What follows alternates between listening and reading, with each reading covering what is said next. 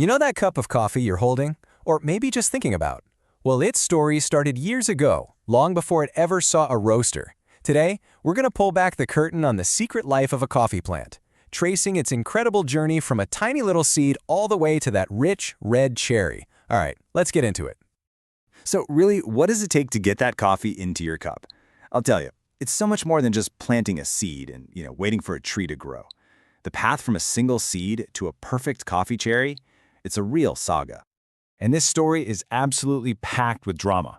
We're talking about years of patience from farmers, a whole lot of scientific precision, and a constant, high-stakes battle against some pretty serious threats.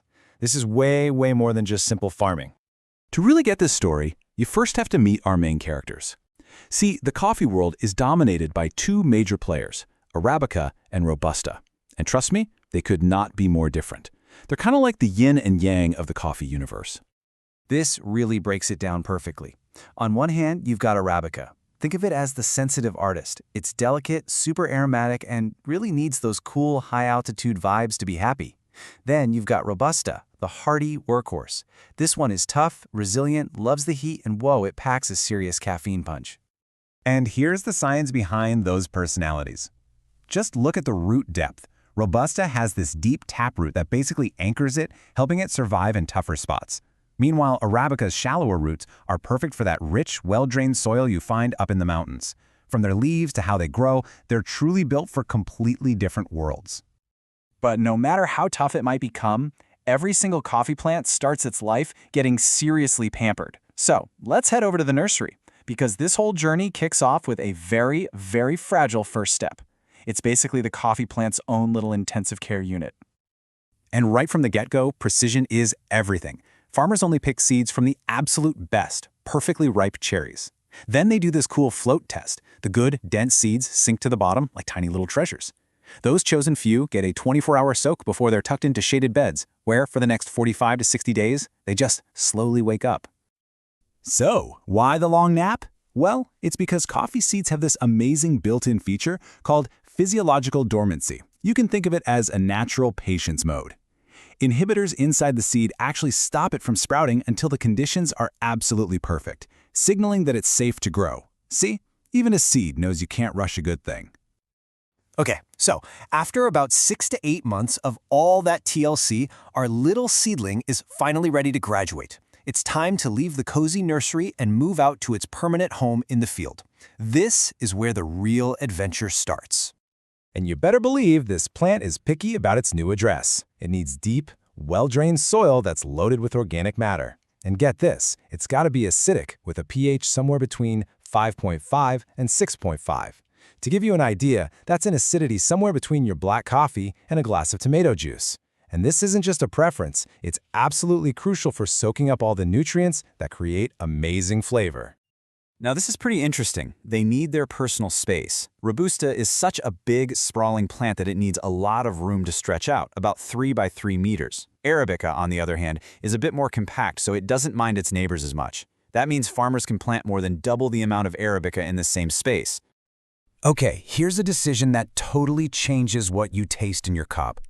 Growing coffee under the shade of other trees is like giving it a 5-star all-inclusive resort experience. It mimics its natural forest environment and slows down the whole cherry development process. And that slow maturation is what builds all those complex, amazing flavors. You know, the fruity, floral notes we all love in a great cup of specialty Arabica. So our plant is finally settled in, but it is definitely not out of the woods yet. The next chapter in its life is a constant, relentless fight against a whole army of pests and diseases that are just dying to ruin this precious crop. And there are two villains that stand out above all the rest. First, you've got this devastating fungus called coffee leaf rust. It can just rip through a plantation like wildfire. And then there's this tiny but incredibly destructive bug, the coffee berry borer. It actually drills right into the coffee cherry to lay its eggs. It is a farmer's absolute worst nightmare. So, how do you fight back? Well, against the rust fungus, it's about planting resistant varieties and carefully managing shade. But for the borer beetle, they have to get really creative. They use things like sophisticated pheromone traps and even release another fungus as a form of biological warfare. It's basically a tiny agricultural mission impossible. This all ties into a much smarter strategy called Integrated Pest Management, or IPM. This is not about just spraying chemicals everywhere. No, it's a much more holistic approach.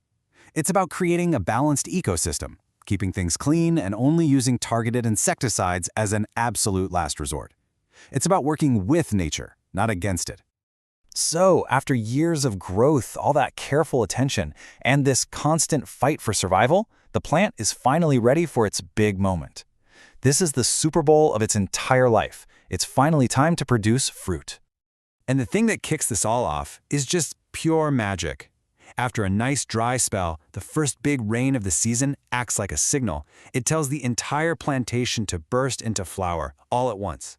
The trees are just covered in what looks like a blanket of beautiful, fragrant white snow. It's incredible. And from that gorgeous bloom, the cherry begins its long journey. And this timeline really brings home that theme of patience we've been talking about. It takes about 8 months, a full 240 days, for that tiny little pinhead fruit to grow, fill up with sugars, and finally ripen into that perfect bright red coffee cherry. Now, at harvest time, another huge decision has to be made, and it completely changes the quality. For the absolute best coffee, pickers have to go through the fields over and over, hand-picking only the perfectly ripe cherries. It's a true labor of love. The alternative is strip picking, just grabbing all the cherries off at once, ripe or not. It's faster, sure, but it's the difference between a carefully curated art collection and a messy garage sale. And this brings us right back to our two main characters. I mean, just look at the massive difference in yield here. This is the payoff for Robusta being so tough. It can produce nearly twice as much coffee in the same amount of space as the delicate Arabica. This is exactly why it's the workhorse that keeps so much of the world caffeinated. But wait, the farmer's job is not done once the cherry's picked. Oh no. There are still a few absolutely critical final steps to turn that fruit into the stable green bean that gets shipped off to roasters. You can think of it as the coffee's final spa treatment before it goes out into the big, wide world. The processing method a farmer chooses here, whether it's washed, honey, or natural, is going to have a huge effect on the final taste. After that, the beans have to be dried with incredible precision, down to exactly 11 to 12% moisture. It's a really delicate dance to lock in all of that amazing quality the farmer has worked so hard to create. So from a sleeping seed to a fragile little plant, through years of growth, countless battles, and a long, patient wait for one perfect red cherry, that is the incredible secret journey hiding inside every single cup. So the next time you take a sip, maybe you'll taste a little bit of that patience, a little of that precision. And it kind of makes you wonder, right? What other incredible stories are hiding in the things we enjoy every single day?